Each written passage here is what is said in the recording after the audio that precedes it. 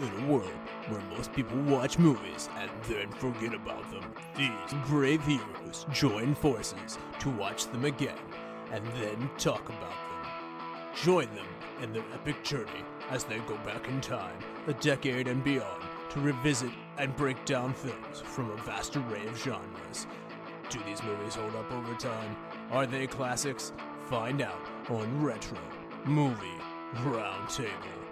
Starring your hosts, Brian Fry, Chad Robinson, Dustin Melbardis, Lizzie Haynes, and Russell Guest. Coming now to headphones in your ears. Welcome, all you lords, ladies, and knights of the Retro Movie Roundtable, where we watch movies and then talk about them. I'm your host, Dustin Melbardis, and joining me today is my good friend and co-host, Chad Robinson. Chad, what's on the docket for the new year? Oh man. At this point, I just received some of our co-host ratings of the movies that I selected for you guys last year. Ooh. So Vengeance is on the docket for the new year. Everyone will suffer. What's on the menu? Revenge. Pain. The master of pain. What Chad here is referencing is that we do a little bit of pre-work before our end of the year show. And sometimes we get to see what our co-hosts really think about the movies that either we have pitched to them or that we have covered. I tend to slow roll my true feelings about movies during the episode themselves, but I never hide it when it comes to my ratings. But sometimes we pitch something to our co-hosts, and boy, do they let us have it in the chat. I guess that's what you're talking about. Is it, you've got an earful recently? My feelings have been hurt. And so now, if you're wondering why this episode, it's because I'm a hurt person. You know what? It's an interesting way of putting it is why this episode? Audience, you might be someone who likes us. We hope that you do. You might be somebody that likes movies. We really hope you like that. But then you click on an episode like this, Grave of the Fireflies, and you should know something about it. And if you don't, well, we're going to tell you. That's going to come a little bit later. But for me, for the new year, Chad, I'm going to take a vacation. Nice. I already have it planned. I already have it booked. First week of March, before all the spring break, I'm going to take a week. I'm going to Florida. I'm going to feel like I'm 18 again. And I'm going to see my grandparents. So this is rare for me.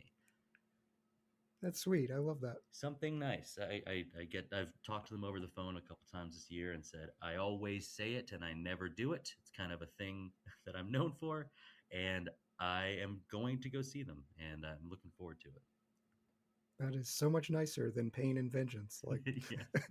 2 peas in a pod. Let's start with our traditional warm-up questions here.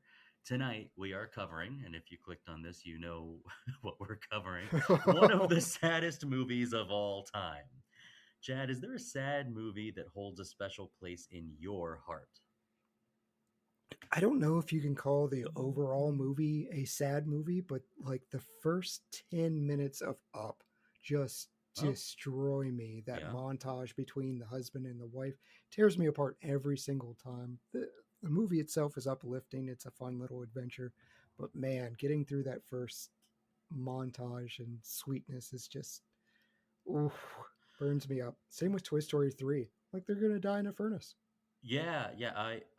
I remember my partner at the time was like physically upset and angry at me that the Toy Story 3 stuff was happening. I was like, I didn't do this, but like it's sad. And I think you're not unique about the first 5 minutes, 10 minutes of Up. Like that as a short film by itself could win awards if it was just the life of that couple. I think a lot of people like that. And we see how things inevitably end, and that's everything about life. But yeah, I think it's a good mention for sad. But when you first said, well, I don't know if like the totality of it, I thought you were about to say like, well, I don't know if what you'd consider what I have as a heart, but we did just cover the Grinch, and we discussed while they're talking about the Grinch's heart growing 3 sizes, my daughter was watching it with me, and I looked over at her and said, that's a heart condition and he needs to go to the hospital. And then the second that came out of my mouth, I'm like, there is something functionally wrong with me. Yeah, hey, you're making it though, and she's making it. Yeah. I had the funny answer was gonna say Requiem for a Dream, mainly Ooh, because that's not funny. Not funny. mainly because I know that many of my other co-hosts don't like it, and I think it's one. I'm an apologist for the movie, but that's not my answer. That movie's artistically done, but it's more so than sad. Like it's difficult, and so I think there are two. Full transparency audiences. You know, we're doing some behind the scenes talk, and I said, "Man, what is the saddest movie that I can think of or that I enjoy?" And one of them really fits the bill. The second place answer is The Green Mile. Ooh, That's a movie okay. with a lot of sadness. That's a movie that has a lot of magic to it and a lot of atmosphere to it. But in the end, I don't think people look back at it as like it's a there's too much about it that can seem uplifting or can seem changing as far as our characters. But it's considered a sad movie. But my number one as far as sad movies is Life is Beautiful with Roberto Benigni.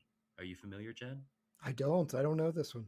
This I've is heard of it. the 1997 Oscar winner. It's the famous story about when Roberto Benigni won the Oscar for Best Actor, that he climbed over all the chairs, that he was being a goofball. The movie is about Roberto Benigni being very much Roberto Benigni, being a goofball, but it is also taking place during World War II. It's taking place during a very, very sad time. And I think that atmosphere is something that really adds to that movie as it adds to our movie tonight, which we'll get to soon. Chad, what's the last movie that you saw?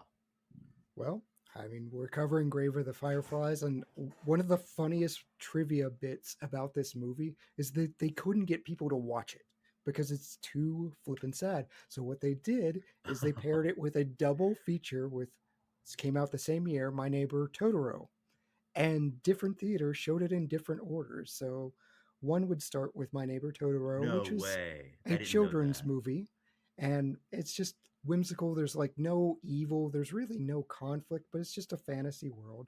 It's fun, it's magical. And then people would leave because they were happy and they wanted to avoid this movie.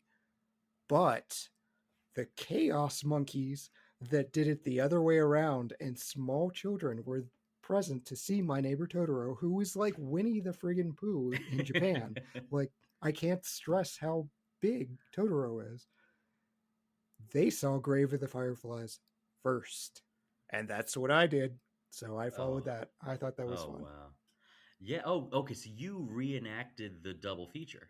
I did. You Oh, almost cool. need a. I couldn't do it back to back. I couldn't do like a palate cleanser because Sure. this is a movie that almost needs to sit on you and weigh on you for a little bit. You need to Mm-hmm. ruminate in what it's trying to do. But yeah, I took some time today and was like, you know what? That's a fun idea for the show. Let's go watch Totoro. That is a good idea. You know what, audience? Do that. You're gonna need some Totoro. I think you're gonna need to have some Totoro prescribed to you. And he did say that that is the movie we're covering, which is Grave of the Fireflies. But I'll answer the question myself first, which is this is a little story about my life, and this is true. Is every day when I drive home from work, it's about 25 to 27 minutes. And when I get off the interstate, exit 202, I then tap on my phone and I press a saved video on YouTube. It's not an MP3 file, but it's a video on YouTube that has a 6 to 7 minute suite of three songs from the original 1978 Drunken Master. Now, Chad, Nice. I think you were on the Legend of Drunken Master sequel episode that we did on this show. Yes, I was. Enjoyed it greatly. It's a great movie, and the original is also good too, but with a much different tone. But there's a certain thing about like these Hong Kong movies, these Chinese kung fu movies, that when they get into the music and the art, it's really quite nice. And so as I exit off, I press this button, and the training montage song, followed by the sort of resolution songs of this movie, they pull me right into my driveway, and it allows me to kind of like put a bow on my day, that like this is over, And like the training is complete, the work is done, and now it's time to kind of relax. But as we covered before, tonight, no old kung fu, no Totoro here. It's Grave of the Fireflies time. Starring. It's time. It's time. Starring Tsutomu Tatsumi, Ayano Shiraishi, Yoshiko Shinohara, and Akemi Yamaguchi. It was released in 1988 with a budget of 3.7 million. It made 1.5 million worldwide. Now there was another domestic release. Chad had mentioned that it was hard to get people to come see this. Not exactly sure how the later release, which was 30 years later, affected into that. But what we should know is that this movie didn't make back that much. The number one movie of 1988 was Who Framed Roger Rabbit, which we have already covered. Tune in to that episode. IMDb rating for this movie is 8.5, pretty high. You know what else is high? A critic's tomato meter from Rotten Tomatoes of 100%. 100% fresh from all of our critics, and 95% from our audience. And that did make me start to wonder, and I've brought this up before with online metrics as to 95% of people consider the movie fresh. Though we've already said to you, audience, this movie is really sad. So the idea that it can be just so unequivocally sad, so very particular in its sadness and its message, that then 19 out of 20 people say, yeah, but it's good. That's an interesting thing. And I think people do seek out movies for sadness, but we'll talk about that later. Well, and this movie was nominated for some awards, especially Takahata, but I think the one that really matters is that Empire magazine has ranked this movie the number 6 most depressing movie of all time. So delightful. Yes, the way that we approach a movie like this, we're trying to talk about this in a way that doesn't get us down in the dumps. Again, we watched it, guys, and we want to bring the positive energy to an experience like this. Yeah, as I mentioned before, there are some people that pursue sad movies. I think I'm one of those people that if I learn that there's weight to a movie, then I think I'll be attracted to it. Normally, this is where I ask my co-host about their expectations and background. But Chad, I believe that you served this up as a dealer's choice for us this year, right? So I did, but let me give that a gigantic caveat. Yes. I haven't seen this movie. I checked it out from the library and I didn't get a chance to see it. I got super busy and just couldn't get time to check out the Blu-ray. So I had to return it.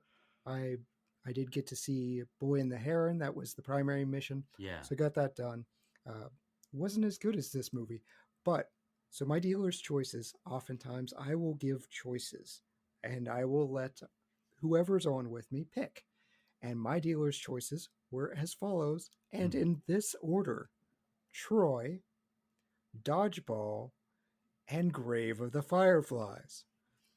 I wasn't part of the selection thread. And all of a sudden on the schedule, Russell sends it to me and I say, holy crap, they picked Grave of the Fireflies? What happened? And Dustin was like, let's go head first into this. So I'm fascinated here. I at least had a background. Like I've served the Studio Ghibli style movies to you. Yes. You were on Spirited Away with me, which that I've said is the best animated movie of all time, in my opinion. It has similar upper echelon, like 100% fresh, 95% audience. Like it's up there. This is a different movie. It's an earlier movie. I think it holds up wonderfully because it's a period piece. Period pieces tend to be evergreen, and Studio Ghibli's art style, this is a bit updated from when we did Nausicaa. So I think the art is a lot better, and I think the voice work is a lot better here than what we experienced in Nausicaa. Enjoy, though? Like, that's one question that we always have to answer. Did you enjoy this movie? And I don't think you can enjoy it. You can appreciate this. This is going to sound super silly and dramatic on my part, but as I'm watching this film, I call them timeline films. Like there's a before and after you've seen these timeline films. And I legitimately don't think this is a timeline film for me. Like it will stick with me. It will have real impact probably for the rest of my life. Like I will remember a time before seeing this movie and then the perspective afterwards. So it's just one of those to me. That's a great way of putting it. And I think there's a couple of ways that I generally talk about how I rate movies and how I recommend them. I sometimes give great ratings to movies that I would not recommend. I sometimes recommend bad movies. We like recommending bad movies. It's kind of like the way that you say, like, "Oh, this smells bad. Here, smell Yeah, courtesy smell. Yeah. this." Yes, I love we those. we do stuff sometimes that like maybe goes against our natural instincts, and seeing that a movie is sad is not why I chose it. I was on this group text thread, and I saw that it was Troy, Dodgeball, and Grave of the Fireflies. Dodgeball is a comedy that will come up another time. It's fun. It's a lot of fun. A lot of people like Dodgeball. I like it too, but I didn't want to cover it. I like covering dramas more than I like covering comedies. Then Troy is incredible. Maybe one of my favorite movies. Chad, I know you love Troy. I love I do. Troy. Yeah. We'll do it one day, but I know that it's going to come up. Grave of the Fireflies was one that I go, that's unique. Let's go find that one.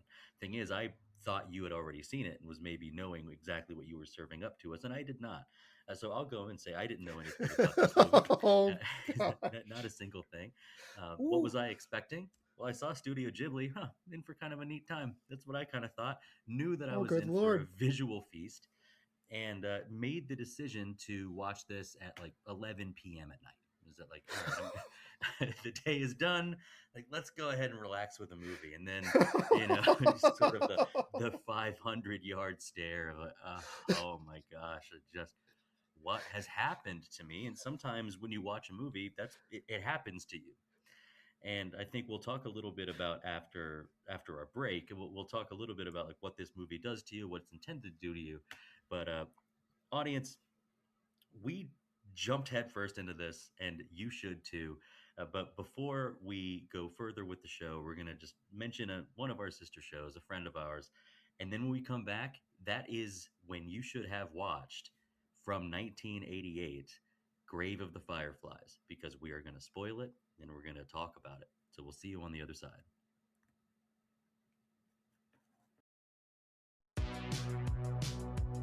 Welcome to the All 80s Movies Podcast. I'm Bill. And I'm Jason. And this is the podcast where we talk about the blockbusters, the flops, and everything in between from one of the freshest decades for movies, the 1980s. So whether you're a brain, a jock, a valley girl, or a Jedi, we've got some 80s classics for you. Do these movies stand the test of time?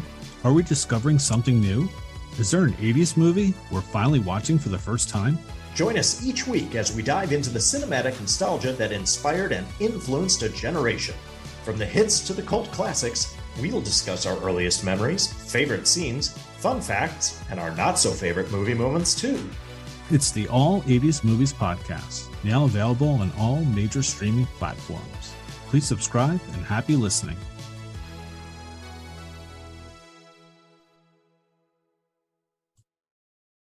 And we are back with your final warning. If you have not seen Grave of the Fireflies since 1988, prepare yourself for the number 6 most depressing movie of all time from Empire Magazine, and then prepare to be talked down and talked to from me and Chad. But first, let's hear a plot summary from Chad. Take it away. Set in Japan during World War II, the film follows Seta and his little sister Setsuko after their home is destroyed in an air raid. With their mother dead and their father away in the Navy, the siblings struggle to survive on their own. They briefly stay with relatives but face neglect and resentment, so Seta takes Setsuko to live in an abandoned bomb shelter. As food becomes scarce, Seta tries desperately to provide, but malnutrition and illness take their toll. The children share fleeting moments of joy, catching fireflies, imagining normal life, but tragedy looms. Setsuko dies from starvation, and Seta, devastated, soon follows. The story closes with their spirits reunited, watching over the city together. Yes, that's what happens.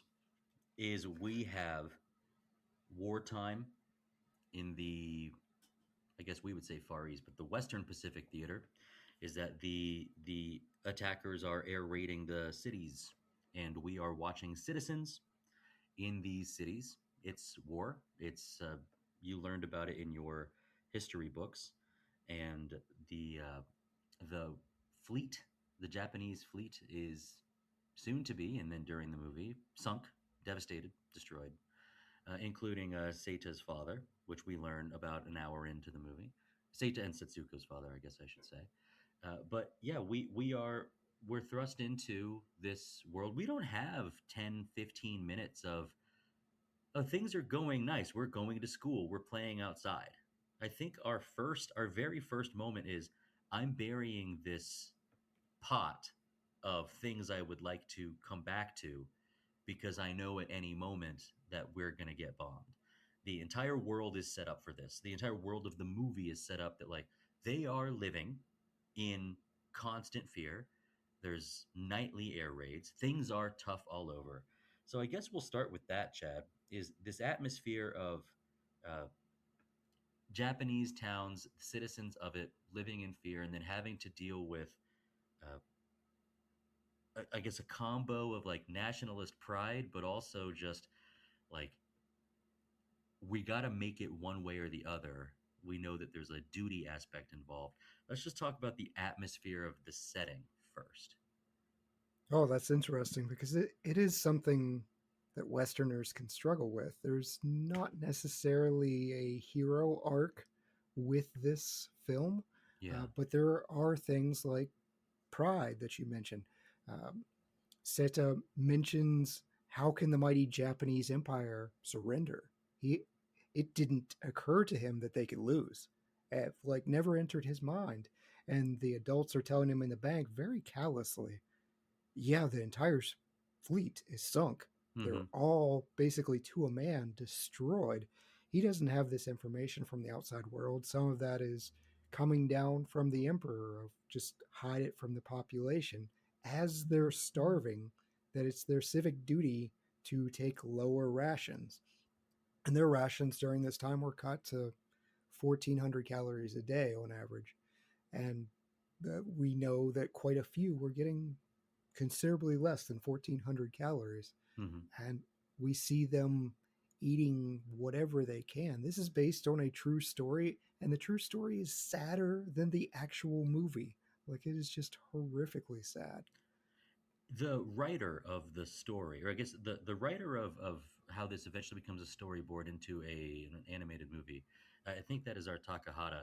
Is it his story, or is it a story he read from someone else? I do not know this. Was it So, yeah, Takahata survived a firebombing, and his family survived a That's right. firebombing. But this is actually from Akayuki Nosaka, who wrote a short story, and it's his actual experiences in Kobe, which is where our setting is.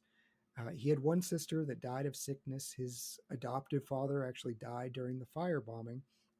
And where this short story comes out of is his younger sister, Kiko. She died of malnutrition. Yes. And he blames himself because there were points in time where he would eat his younger sister's ration Mm-hmm. because he said, I always intended to be this noble person that Seta is, taking care of my sister. And all the actions that you see Seta doing throughout the movie, he's like, that's what I wish I had done. And he winds up writing this novel, he says, as an apology to his sister. That's see, this is one of those ways where we can find just a little bit of daylight. We can find just a little bit of brightness. Is that clearly there's an ideal way that you would want to act, or that you think you might act. Found it interesting. You said there's not really much of a heroic arc here, because Seita is, I think, admirably doing his best, but he's a normal kid. Now, this normal kid also has pride in his country and for his father's position. Would you describe his uniform, like his outfit, as like some kind of young cadet's uniform? Or it seems as if it didn't seem school to me. It seemed very like young military in training. Is that he was kind of owning this nationalism in what he wore and in his preparedness.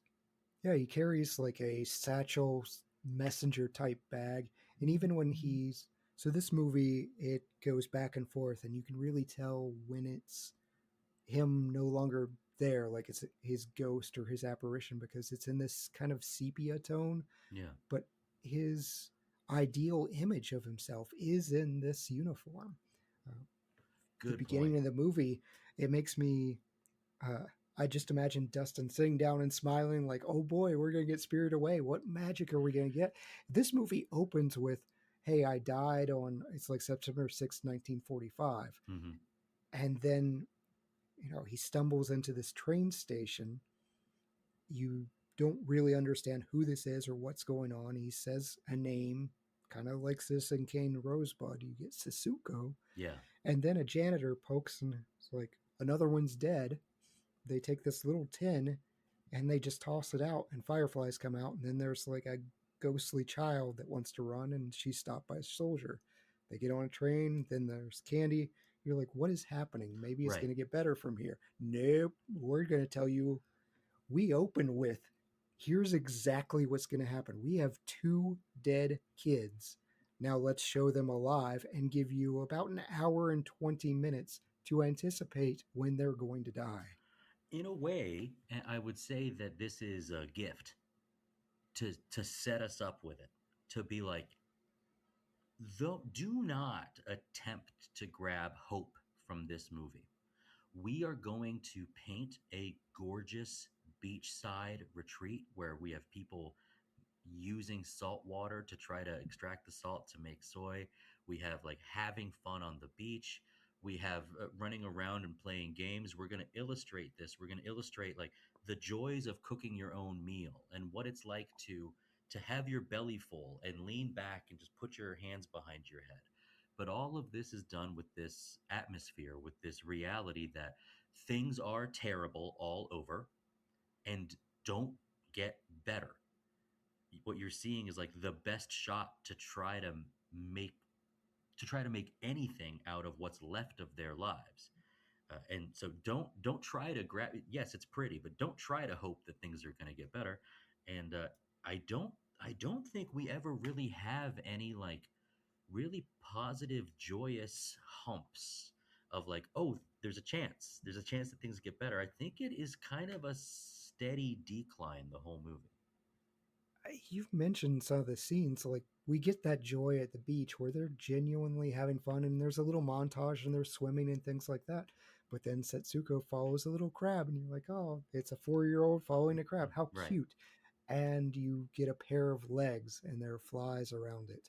And her brother has to pull her away. So you do get little moments like that where you find out, hey, their mom left them money. They're going to be okay. And I don't know That's true. what the Japanese yen translates to in like actual purchasable value, especially during wartime when it seems like even a watermelon is great expense. They get to the point where a farmer won't trade his own food. Farmers like, I need it for myself. I can no longer sell it to you. So Yeah.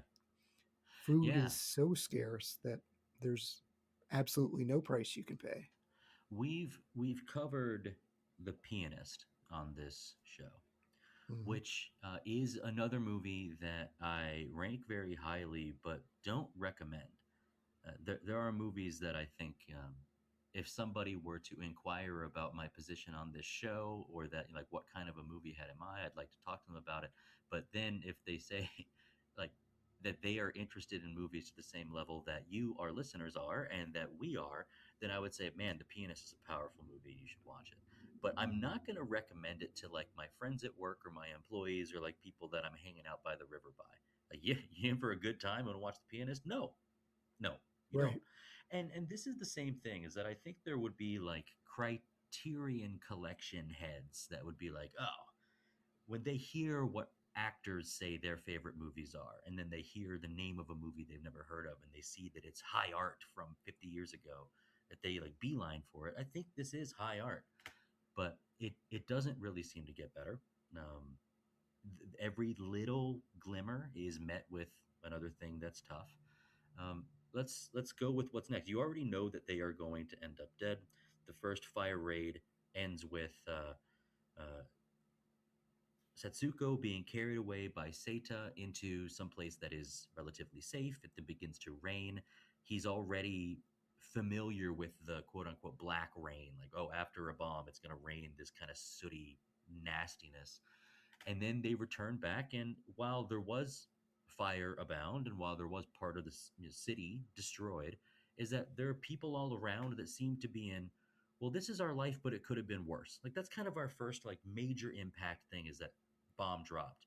Speaking of that pride, by the way, that's when I remember just moments ago that there is a either some kind of disaster relief worker, it might be a soldier, but in the middle of the fire bombs coming down, he's got his hands up saying "Long live the Emperor."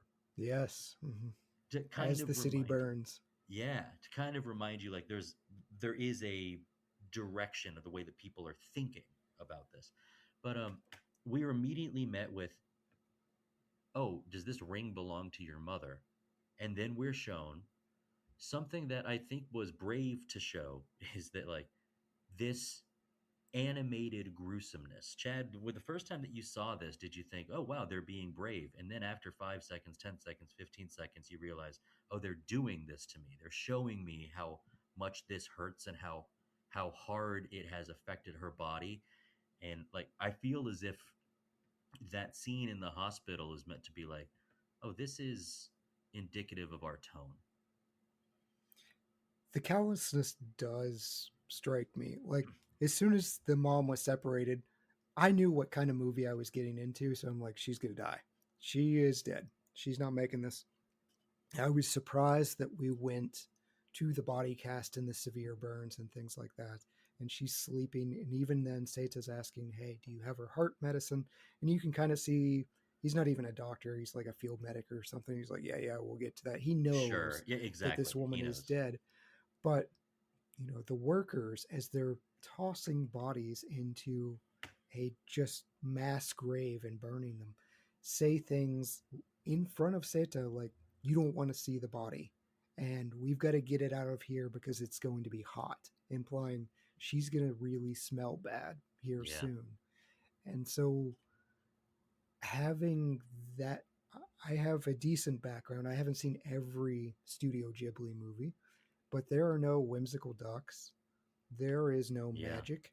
There is no escape, really, for any of this. It is just reality upon reality. And this was a choice, and I think it's a very interesting one. When they went to Nusaka, the author of this story, they basically said, we can't get kids to emote the type of emotion and the heartache. This can only be done with animation, which is such a strange thing. Like, imagine working on Totoro and Grave of the Fireflies simultaneously, because that's what these artists were doing. Mm-hmm. But they're right. I think the animation is a lot more evocative than I really. Dustin and I both have had issues with our kid actors. There are live action versions of this.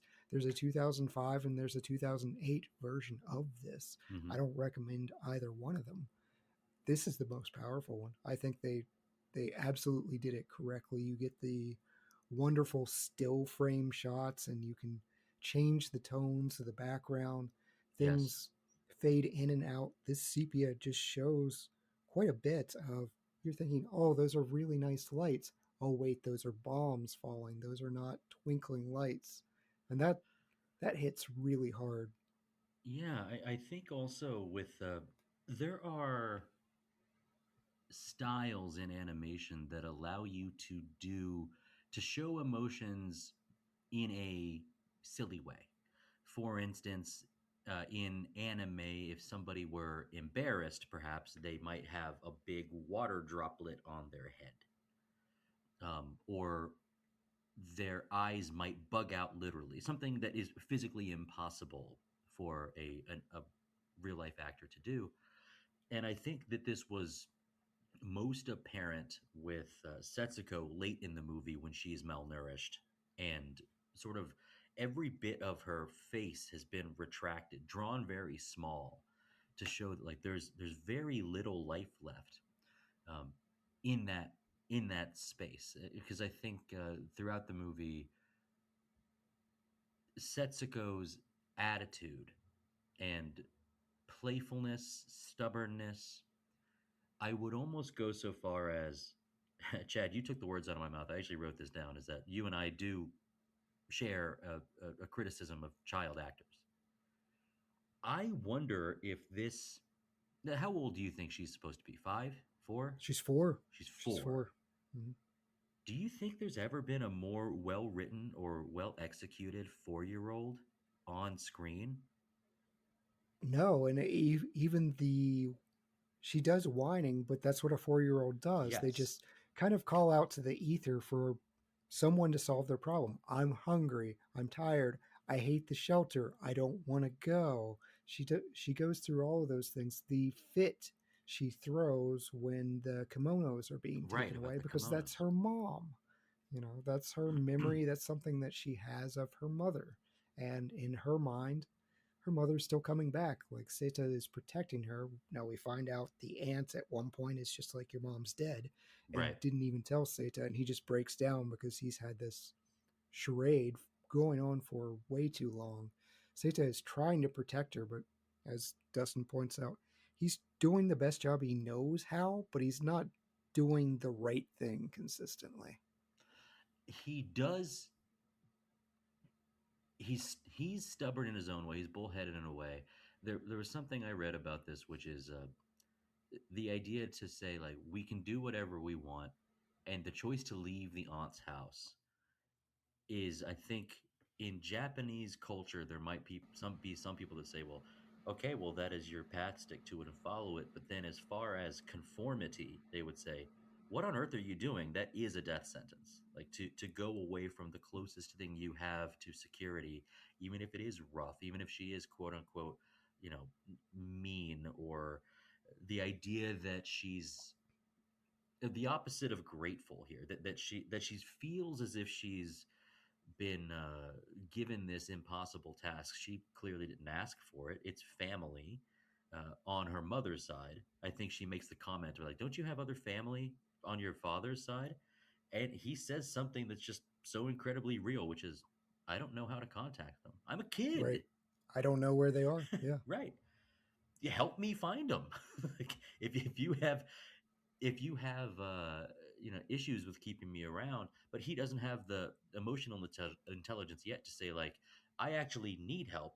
There was a bit of a like a departure from that, which is, I don't need help. If you're going to tell me that we're going to cook our own food, then I'm going to go and withdraw some of this money and buy my own stove so that I can actually cook our food.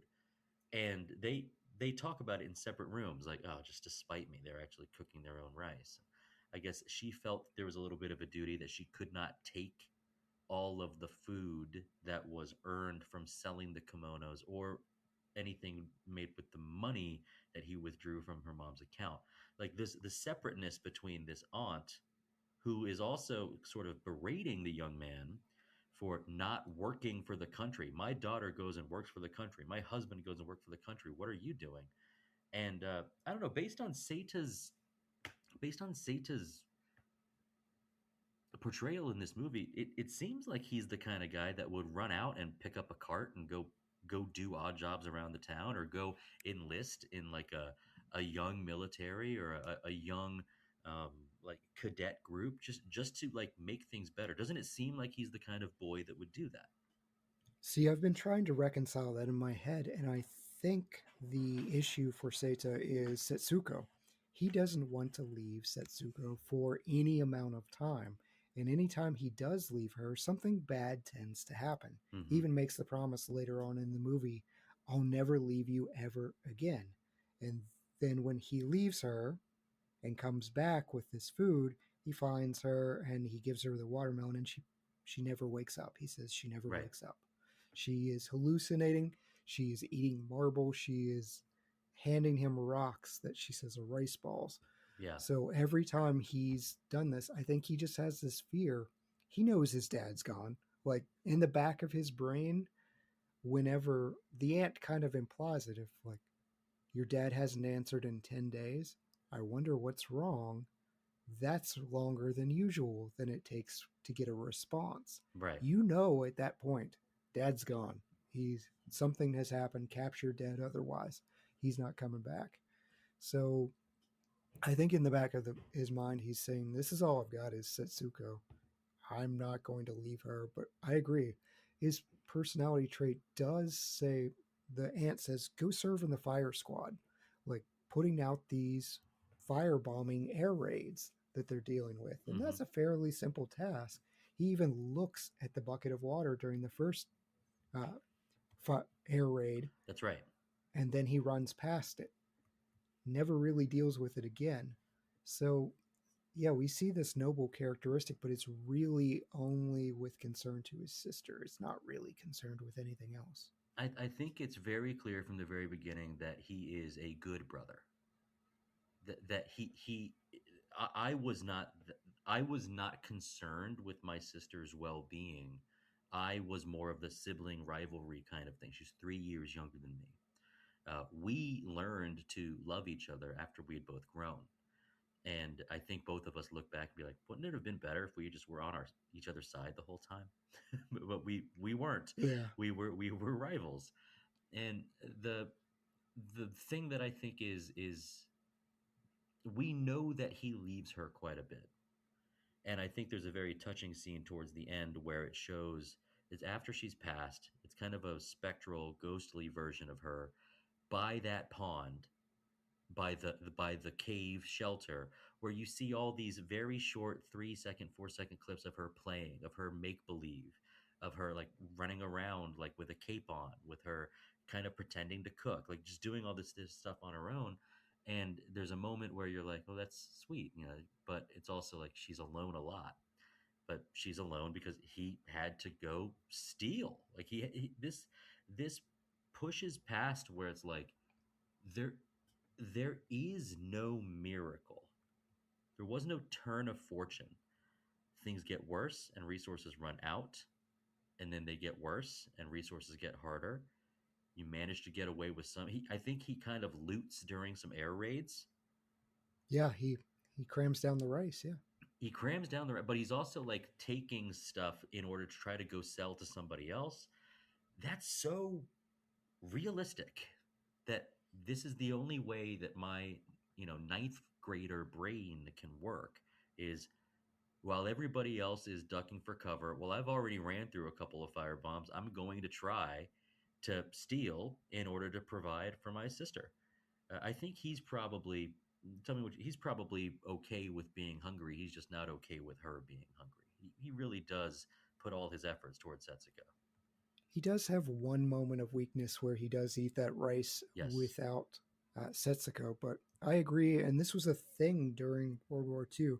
Like even parents would encourage their children to go out and to steal because they knew that the kids wouldn't really be punished. So when we see that reaction from the police officer, that's right, of, hey, this farmer has dragged Seta in, he's beaten him up, and the police officer's like, you've done enough.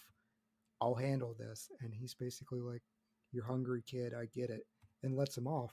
That was a thing. Like that was a cultural understanding of we're not going to punish hungry children for trying to solve this problem. There are quite a few children that were orphaned and abandoned and things like that as this is going on.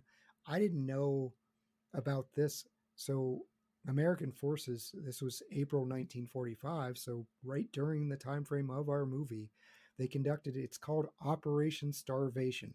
They didn't even try to hide what they were trying to do. Mm-hmm. And so this was trying to force an end to the Japanese-American War. 2,000 mines are dropped from the 313th Bombardment Wing into Japanese harbors, and that just like decimates their shipping lanes. Where this story is taking place, it's Kobe. 35 of 47 convoy routes are abandoned. They lose 85% of their shipping. So it goes from 320,000 tons to 44,000 tons. Mm-hmm. 670 ships are sunk. Like even the Japanese, who can be very prideful about their war efforts, the guy in charge of clearing the mines afterwards was like, this was really effective. If you had done this earlier in the war, we would have surrendered earlier.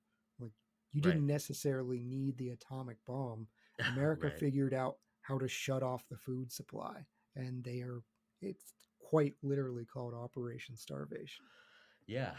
Well, it is.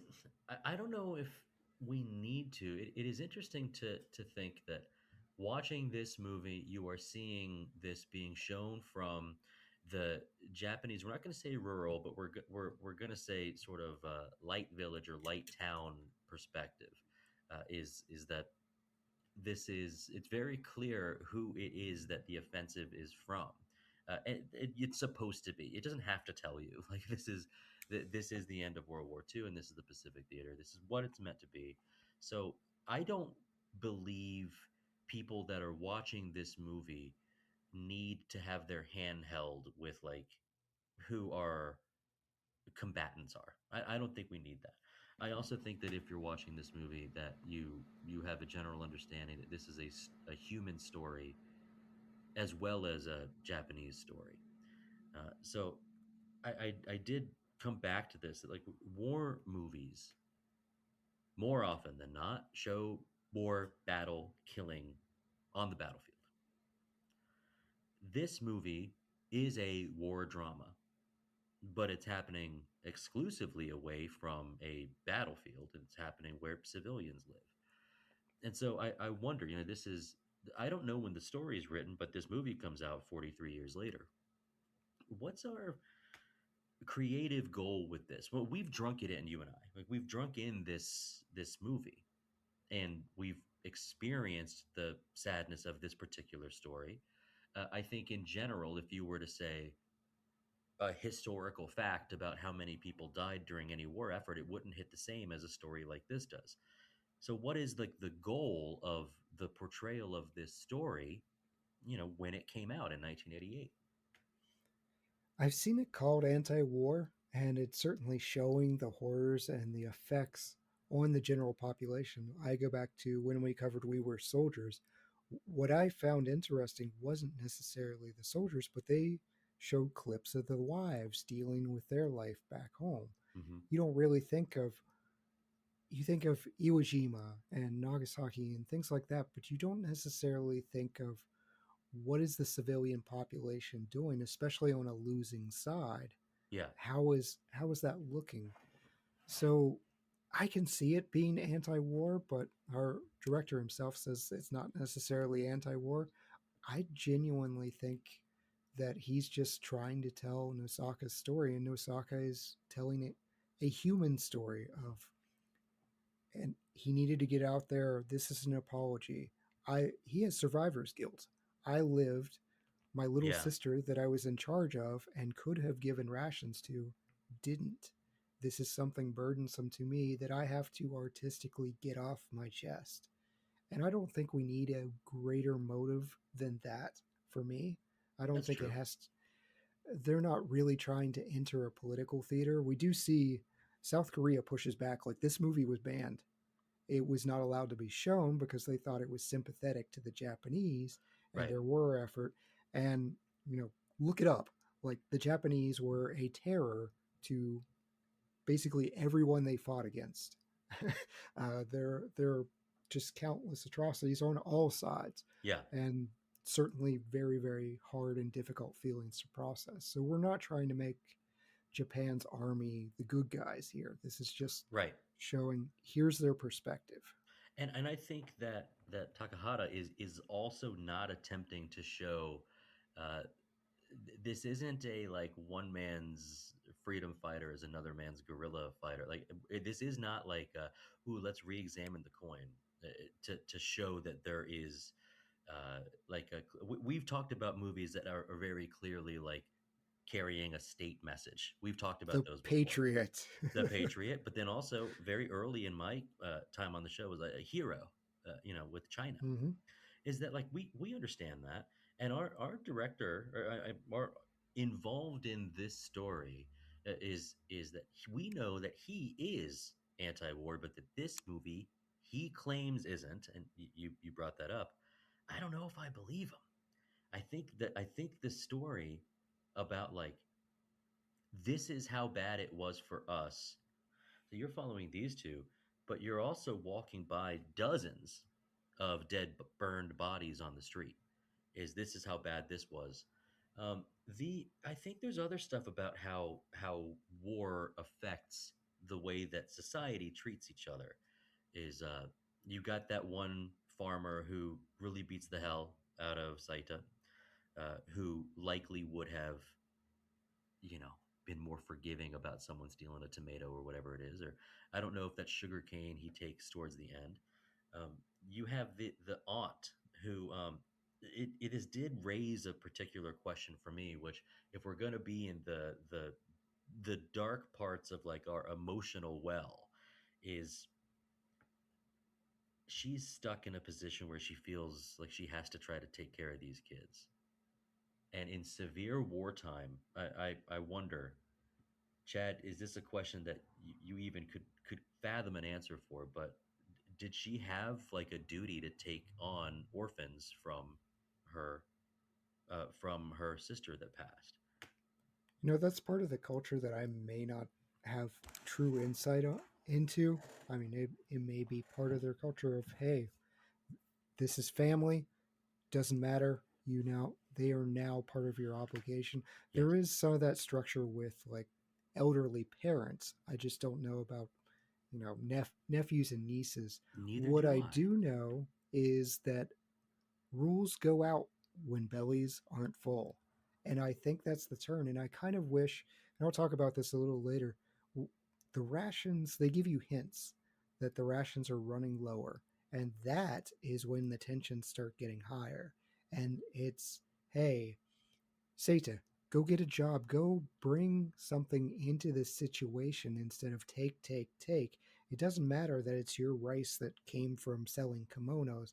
She is just looking at this as a diminishing quantity that she has, Mm-hmm. and she is having to use very limited resources to provide for two extra human beings when I think any parent is kind of going to do the math. Now, what decision you're going to make is going to be different, but you're doing the math and saying, I have enough to take care of two, and I have two Yeah. more. I really thought about that once we started to see the turn as to like this isn't a sustainable situation, and obviously other things that like very clearly this aunt has raised children before and understands like crying in the middle of the night, but she really blows up at Setsuko for crying in the middle of the night when she's very clearly dealt with it before.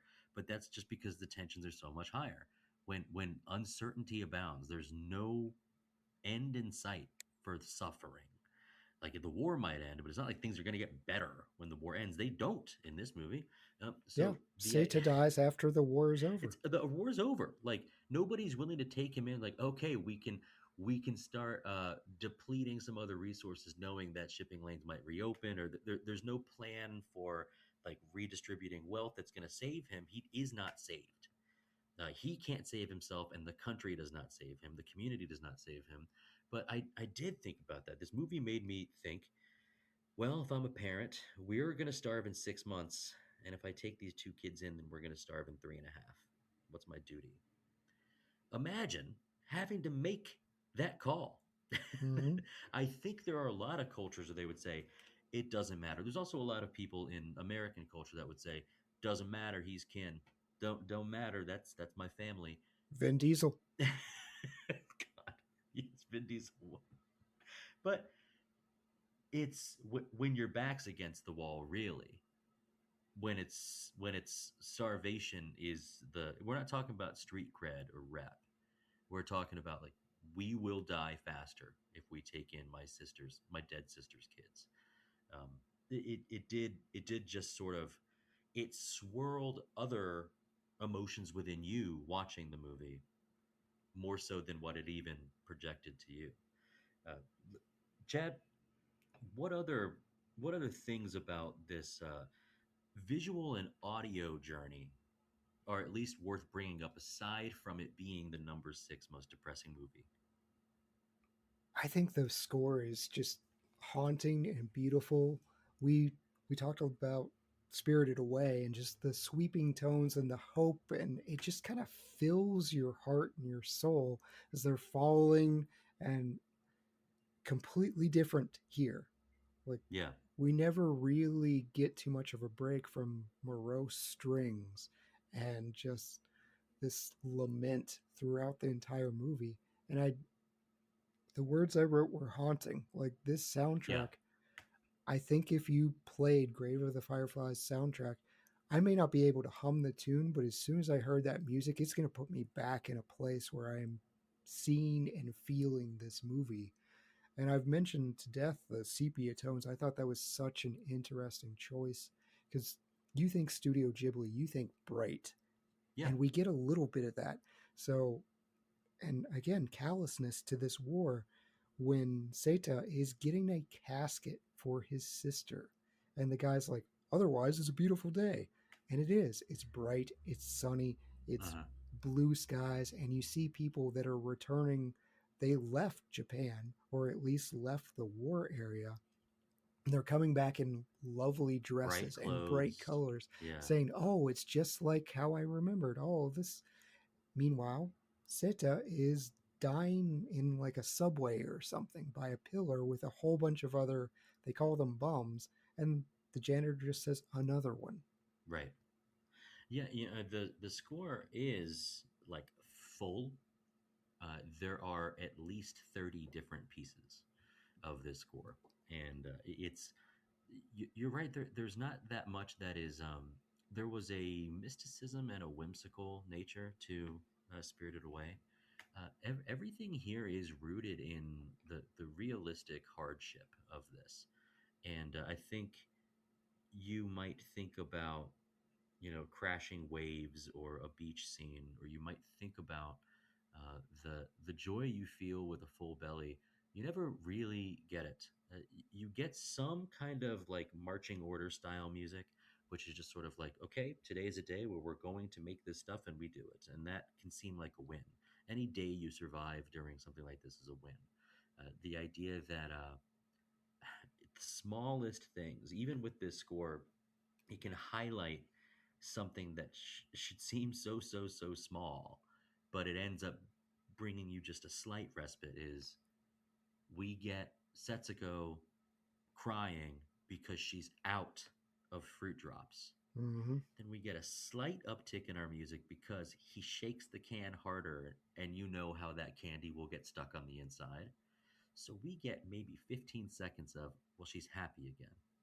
Oh, how did you feel about the water? I have to bring that up in our superlatives. Okay. I actually have to bring that up in our superlatives. I'm glad you brought it up. And it's probably right around that time for superlatives, unless there was something else that you wanted to bring up before we moved on. Well, I do want to read, so I talk with some of our listeners, and I will give them an inside peek of what we're going to do. And I had 3 comments, and I'm going to read them sans a profanity on one, because we're a family show, verbatim, in all caps. Oh, dang, you're subjecting the podcast to this? Someone is having a good day. Not on my watch. Why are you like this? Who hurt you? These are 3 individual comments I received from some of our listeners. And please, we love interacting with you. We love talking about this. We love giving you a sneak peek of, hey, have you seen this? We're going to cover this. We're going to talk about this. So look forward to that and give you a little sneak peek. But I thought that was interesting. These are the reactions of people that know this movie. Just, oh, do you hate your podcast co-hosts? Did you sense they were having a good day and just want to ruin it? That's not why I bring this. There's historical aspect to me. There's animation, and there's the challenge of the movie. Whenever something, Dustin, you were talking about gravitating towards a movie, even though I didn't get to watch it, and I'll be honest, I was a little afraid of that disc. It's like the monkey's paw sitting on my desk. I'm like, I'm afraid to touch this. Like, what Pandora's box am I going to open? I'm glad I did it. Like, it's one of those things where it's not the horror movie that everybody says don't watch, and I watch anyways. Please don't do that to me anymore, because I'm tired of watching these movies that aren't worth watching. Just You're like, Chad, this is a terrible movie. Don't watch it. That's Well, exactly what I'm going to do. what we've stumbled upon is a gold mine, really, which is we frequently do our best at spreading out our genres. We had several westerns this year. We love obviously our horror movies, and I think sci-fi has actually recently taken a backseat. We've done some classics from the 80s and 90s. I think we know that there are some movies like Back to the Future and Rocky this year. Like we know that there are movies that like well everybody knows that.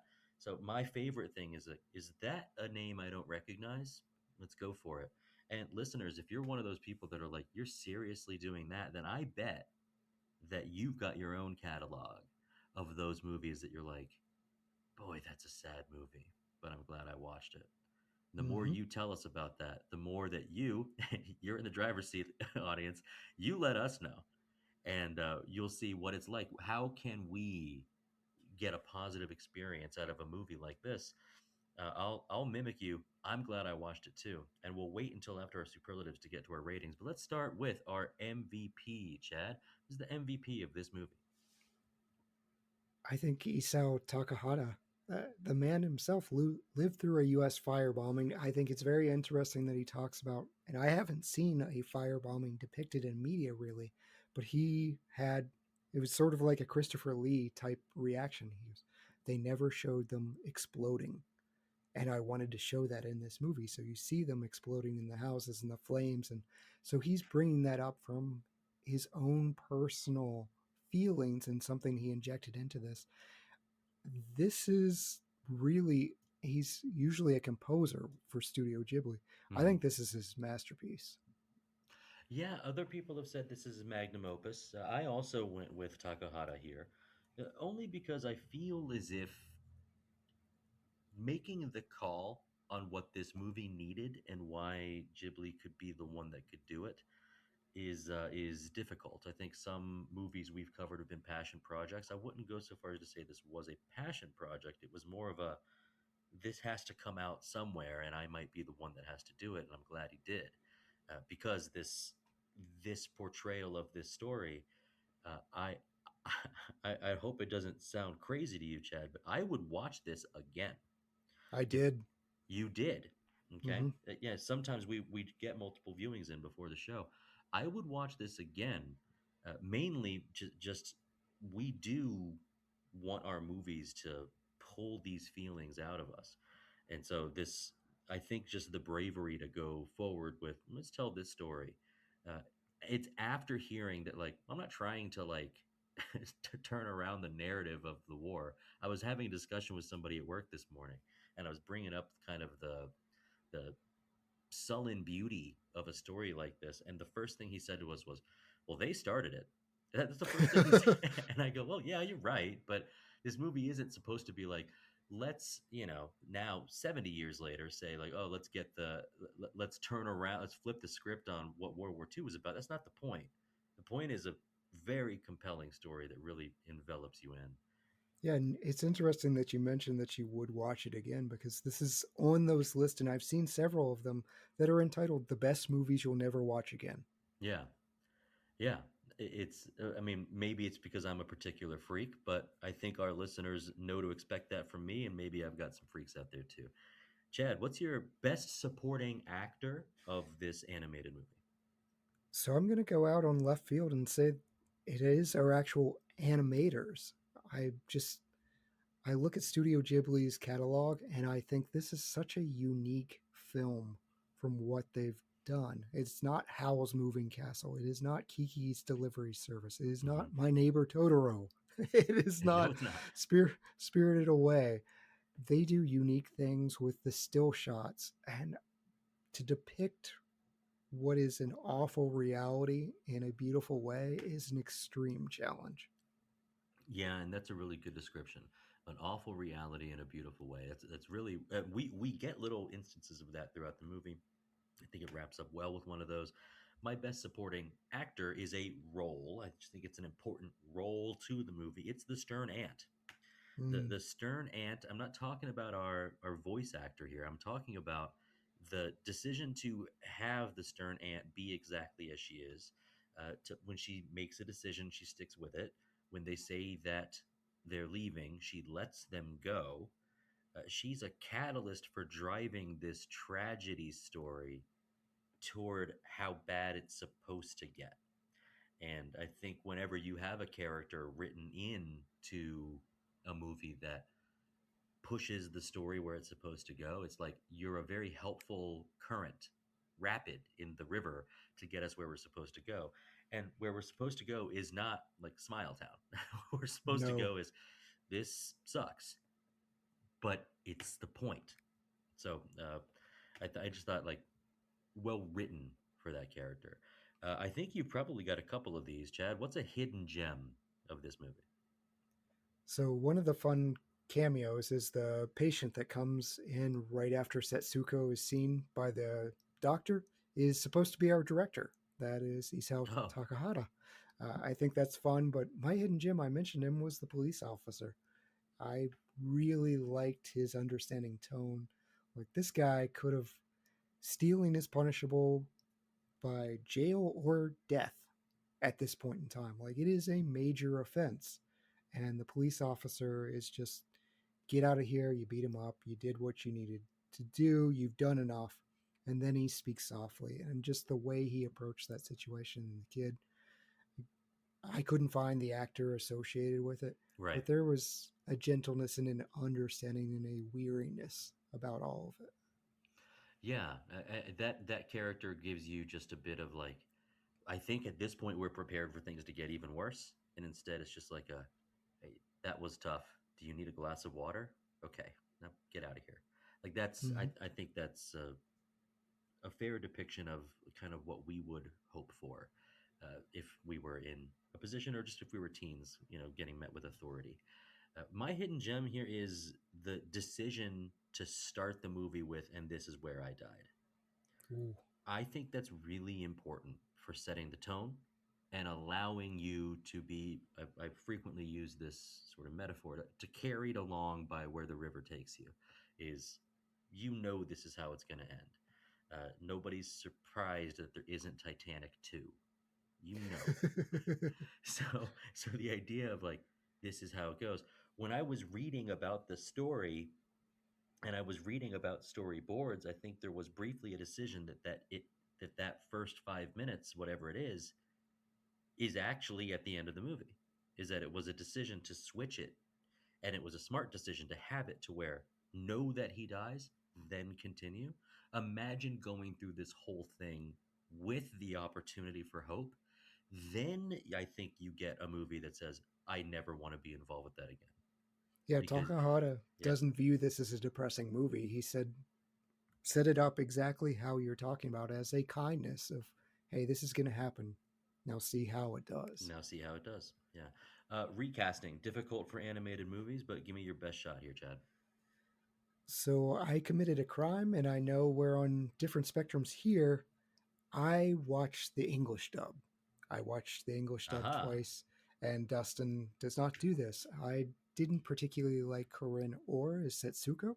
In the English version, her voice just doesn't sound quite right for a 4-year-old. It's close in age, but Michelle Trachtenberg, she would have been 3 at the time of this movie. Right. I don't think it quite works out, but she's an excellent child actress, and I think her voice would have lent well to this type of movie. I didn't know if she had ever done any voice work before, but she really owned some early 90s stuff. You're right, she would have only been 3 years old. But I think, just help me out, was she Matilda or Harriet the Spy? Who am I thinking? She was Harriet the Spy. Mm-hmm. And Nona F. Mecklenburg and Pete and Pete. That's right. Pete and Pete. One of my favorites from the 90s. You're right. I generally don't like English dubs. I feel as if I can try to get more. I noticed that like every single time I'm asked to recast for a voice actor, I either go with a well-known actor or I do what I want to do, which is cast a voice actor. And so I don't know any Japanese voice actors, audience, sorry to say, but I do know Sam Riegel, the voice actor here in the States, who's done a lot of anime and video game work, and he nails youthful voices. So that's my choice.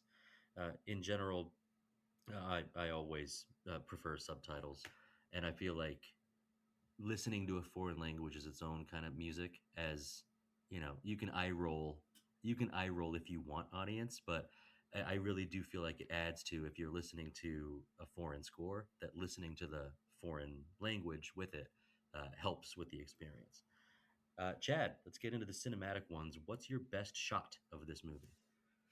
We didn't talk about it much, but there is the shot down by the pond where there are millions of fireflies and it's dark and they're lighting up the night, and these children they're suffering, but they're finding joy and just this little bit of nature's display for them.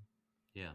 You know what? I grew up mostly in Tennessee, where I think I took for granted how awesome it was to see lightning bugs all over the grove or the grotto or, the backyard. Here in Texas, we don't have them. Like, I forgot the beauty of fireflies, and this movie kind of reminded me, oh, it's pretty awesome. They're gone. There are articles now, because I grew up in West Virginia, same thing, where we would go out and we would catch lightning bugs and put them in a mason jar. Yeah. And there are articles of where have all the fireflies gone. And so it's a global thing, and I don't know if it's related to global warming or not. That's but strange. yeah, exact same thing of like, this brought me back to the childhood where I'm just running in a backyard barefoot catching lightning bugs. Right. My best shot was our final shot of Seita and Setsuko looking at a blue and green modern city with high rises, Mm-hmm. but the foreground is that sepia tone, those dark yellows and oranges with their fireflies. Him in his sort of uniform, and her in her little outfit with her can of candies. That was combined with the tone. I think about the only way you could wrap up a story like this is with something beautiful. What's the best scene for you, Chad? As heart-wrenching as the scene is, Setsuko's death, I think that is what is truly going to stick with me, is her heart. I have a 9-year-old daughter who has one of the world's biggest hearts. Setsuko's dying, and she's hallucinating getting food for her brother. Mm-hmm. And she's eating marbles, and they're taking marbles out of her mouth, even as she's saying, "Hey, I've got some for you." And she hands him the rocks. "Don't you want these?" That is just a 4-year-old. That scene tears me apart. Yeah. Yeah, I think there are a lot of scenes here that you are, any viewer might be one or two steps away from. Gosh, how real that is! And once again, kudos to writing children like children should act. We so frequently view movies with children that have a quirk, children that have a particular mindset, children that have higher vocabulary than they should, or they are, they see ghosts, whatever it is. But we're so used to, if a child's in a movie, then it's like special or funny. Maybe they cuss. Who knows what it is? Normal kids being portrayed normally is well done. Also, from 2025, one of the things The Others does really well. Those kids are pretty normal. Normal kids being normal. My best scene is, I mentioned it earlier. It's when we're seeing the short montage of all the ways that Setsuko is playing at the pond cave shelter after she's passed. She's running around. There's one scene where she's kind of pretending to be a soldier at attention. She puts the rice bowl on her head. There's things where she might be chasing a frog or whatever. Of course, this is minutes after she's been out in the world and never even heard a bullfrog before. Just the idea of I liked in high school. I liked reading Lord of the Flies. What happens when kids are left alone? I liked that assigned reading. And then what we see is, like, what we saw for most of the movie was how hard it is. But it was after she passed that we got to see these little glimpses of, there were some days that they were having fun. And there were some days where Saita succeeded in, like, bringing joy to his sister, which is really special. It didn't end up. That scene is just heart aching and beautiful, and her on that swing, and they cut back and forth where the swing is attached to the tree and it's not. And then it's And not. I Yep. think I did love that soldier scene, but what broke me is she's playing rock, paper, scissors with her reflection. Yeah. Yeah. Just being alone. Uh, Best wardrobe or makeup moment for this movie? It's the umbrella. It's a tattered umbrella with holes in it. And the shopkeeper's just like, hey, I think I've got an umbrella, like one to sell you. Yeah. I don't know how much they paid for it. And the joy it brings them to have this. That's right. They sing a little song about brother in the rain and stuff like that. But it really drives home the point of situation is dire. Mm-hmm. Things are not going well, even for a joyful response. This is the best they can afford. This is the best that's available to them now. Yeah, that the way you describe like the joy of getting an umbrella with holes in it is the same joy of watching. I think it was Itchok's family in The Pianist split a caramel 6 ways. It's like, oh God, it's tough. For me, it was I brought it up already. Saita's uniform, the utilitarian nature of it, like being able to like be prepared for stuff. He has a rag when he needs to wipe his sister's face. He's got his wrapping when he needs to help give her a piggyback without hurting his back so bad. He's. I feel like that uniform, like there was a reason why he felt attached to it, and though we never interact with the father in this movie, like he is clearly trying to live up to who he is, and Oh, yeah. wants to somehow make him proud when he returns, knowing that won't happen. So yeah, I thought that was just it was important to him to have it on. Chad, what do you change about this movie? Whew. I know if Russell were on, I know exactly what he'd say. He'd want a happy ending. You talked a lot about the aunt, and I really do like her as a catalyst, but I'm going to commit a party foul against you, Dustin. I kind of want a little more length to this movie because Yeah. it wasn't clear to me, and this is why I went and watched it again. I'm like, why is she suddenly like a light switch turned on, acting this cold and mean and resentful? And I think it's why they leave is Setsuko is like, I hate it there. So Seita is, I would rather please my 4-year-old sister and take my chances than have her be miserable. Kid logic. I want to see those rations or have conversations about how that situation is breaking down for the Ants family. Some of the live action actually does address that, but I want a better sense of their situation. Maybe a private conversation with the daughter of, we're going to run out in 3 months if this keeps up. Something Right. like that, just to help humanize this woman who just suddenly becomes a monster or just this antagonist and is Yeah. hard for. I have to reconcile. She's hungry. Like, Yeah. we don't see enough of that. The father, the husband of the aunt and the daughter, they aside from being around the dinner table, they don't interact with Saita or Tetsuko at all. No. And just a weaving in to see if there was other conflict there or a reason for things not to be working out. Like, I agree with you, is that we're missing a little bit there. For me, I was trying to learn about the decision to leave the aunt's house and then to be allowed to let go. Like, it's possible that the lesson is don't try to go out and make it on your own when things are this hard. Use whatever resources are available to you, you know, quell your rebelliousness and just make it however you can. Whatever shame you might feel from leeching off of or mooching off of somebody else does not exist as long as you're alive. When Seda leaves the house, I don't know. I've read that there's an idea that his nature to take him away is something that some people might champion. And it was a choice for the person that the story was based on, is to go and try to survive in a shelter. But I just felt as if Seita did not have enough provided, not guidance, but we didn't know into his psyche. All we had from Saita is just got to try to take care of her. That's it. There, we didn't get to hear him explain his feelings to the cop or explain his feelings to his cousin or explain his feelings to the farmer that he goes and trades with. We didn't get to hear that from him. And getting that, I think, would have improved.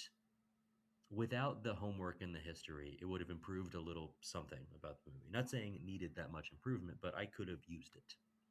And that's true. I mean, you read on this, U.S. audiences had a problem understanding Seta's decision. It's within our culture to survive by any means necessary, where there's a prideful culture in the East of, okay, you're going to set out on that path and your pride was insulted. You go do that. And so, yeah, there's always been the U.S. reconcilement. We had that same discussion with Spirited Away of there's always going to be a little bit lost in translation because we come from different cultures and understandings. Yeah. And maybe a little, I don't want to call it hand holding, but give us a little something, like a little whisper of, Sure. okay. Yeah. All right, let's end with your best quote. What's your best quote of this movie? I hate to be trite and obvious, but why do fireflies have to die so soon? That is just, the fireflies are representative not just of Seta and Setsuko, but they're representative of everyone that's in this military, that's in the Navy, that they do this hallucination of the parade and they're all lit up by the fireflies, and we're just seeing these lights go out and being replaced by firebombs. Yeah. Interesting choice, like for the title in general, and just for like it's the use of these little bugs in what the main point of this story is. Sometimes you hear about like music, like a song track has has a phrase that isn't involved in the song, and there are things where it's like, well, this movie might be called something. I love a movie from 2011 called Carnage, and it's about two couples fighting in a room very politely. But I love when a title is somehow like has more than just like describing an actor's name or something like that. I just think there's a lot of, with the Fireflies themselves, there's a lot of meaning to it.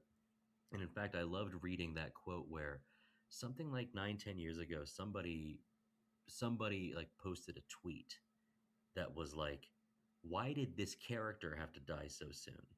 And it was apparently written in the style of why do fireflies die so soon? And there was actually public outcry that's like, your show has no impact compared to Ghost of the Fireflies. Essentially, it's like, don't you dare try to like capitalize on that. And the author of the tweet, like that was involved with the project, says, "You're right. What I did was in poor taste. I should not have tried to like piggyback off of this." So it's a very impactful quote. It's a good quote, Chad. Mine has to do with something you brought up earlier, which was, what did you think about her sipping the water that had the sugar left over from inside the tin? And she's been starving for a while. Every little bit of joy she can get is animated well. And after she sips it, she looks up at him and says, "Wow, I can taste so many flavors." And that is heartbreaking. That she's excited about the sugary runoff from the inside of a rusted tin can. It's tough. It's this movie.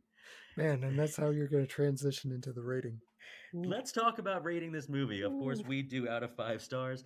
5-star being the highest that we can give, half-star being the lowest that we can give. Some people might not have the stomach to even try to rate this movie. But Chad, give me your star rating for Grave of the Fireflies. I'm trying not to cry like I've just seen Fox and the Hound. You know what, Dustin? I have been trying, and Dustin has actually been involved in some of my dealer's choices, where I have been trying for years to find a movie where people just say, you know what, I'm out. Mm-hmm. Audience, this is a two-man show. Come up with your own conclusions. For me, I'm going 5 stars. I went into this blind. I think it's 5 stars.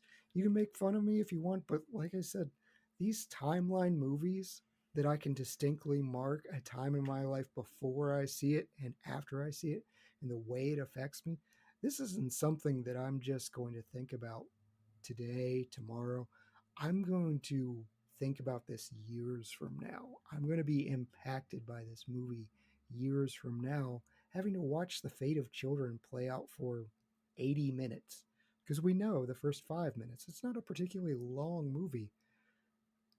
It's not the fact that it's breaking my heart. It's just there's an emotional impact that I'm going to carry with me for the rest of my life. And I think I have to. A star rating seems wrong for this type of movie. This is just one of those. It's kind of like you said, you can't really even describe it as like you enjoyed it. There's got to be another separate connotation to the word enjoy, like appreciate. Yeah, I appreciate. Yeah, for sure.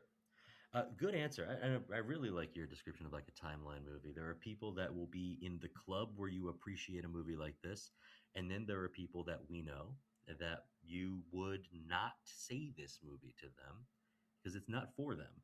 It could be, but maybe they just aren't willing to let this hurt them in that way. For me, I did not go 5. I actually deducted half a star. I'm at 4.5 stars. This movie's got a lot of punch to it.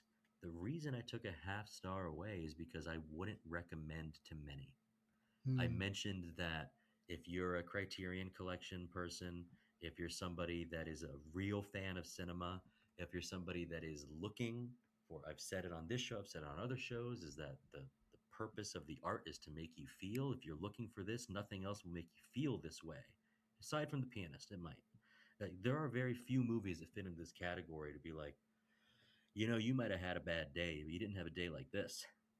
And it does, if you do pull back, if you're going to zoom out a bit, it can make you really thankful for what you do have. Right now, I'm on a journey. I'm at about 1650 calories a day. For the first time in my nearly 40 years, I'm actually dieting for real. But when you're telling me, like, yeah, their rations were 1400 and they were barely getting that, so I go, I'm hungry all the time. I am. I'm counting my calories and I'm hungry all the time. And when you start thinking about, like, what was it from 1984? So there's one thing that you can't ask for more of, and it's pain. Well, hunger fits in that bill too. You can't ask to be hungrier. You just want to have that belly fed. And so this movie takes you somewhere that most movies can't. And I think it does it in a beautiful way, artistic way. And like we said, maybe enjoy is not the right word, but an appreciated way. Well, that's what I love about this show. Like, I think you're absolutely right. I've now given you something that you're stuck with for the rest of your life, but like, what do you do with this? Because you can't just say, you know what, that person looks like they really need Grave for the Fireflies in their life. But this show, I 100% can do that.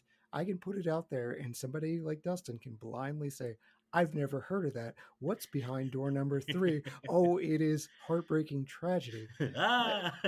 But everyone else, like Brian and Russell, are going to have to watch this movie and it's going to be with them.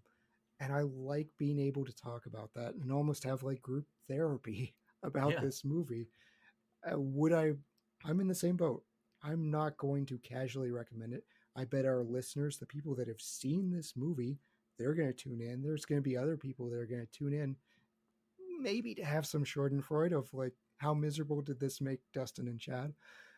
But I think it's important to them too. Like, I would listen to a podcast of other people talking about this, and I want to hear other people talking about this movie. And you know what? If you haven't seen this movie, if for whatever reason you listened to us for nearly 90 minutes and you didn't see this movie, even though we spoiled everything, it's not going to affect the emotional impact too much. Go see it. Yeah, it's an important one. This was one of our 2 manners. We've done this twice. Audience, Leprechaun was our first one. Which was Grave of the- Russell's worst movie of that year. Yes. Grave of the Fireflies, the second one. If Very that's- similar in tones. If that's the direction, if that's what our radar is showing us, then boy, if I were an audience member, I could not wait for what on earth we could pick next time. So yeah, this falls outside of our normal catalog. So I'm just going to jump straight to the thank you, Chad, for joining me and for bringing this to the round table. Yeah, I mean, thank you for picking it. I mean, just being the agent of chaos you are, I do love these types of serendipity moments of a perfect storm situation of Dustin doesn't know movie. Dustin picks the most chaotic Go movie. for it. And I just said, oh boy, all right, here we go. Once more into the breach. All right. Well, we'll see you as a two-man one of these days in the future, audience.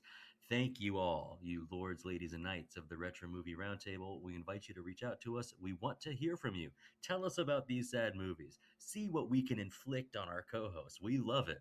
I wish you could see the joy in our eyes. Subscribe, rate, and review us on Apple Podcasts, Spotify, Google Podcasts, Pandora, or wherever you get your podcasts. Subscribe to our YouTube channel. Give us a like on Facebook. Follow us on Instagram and Twitter at movie_retro.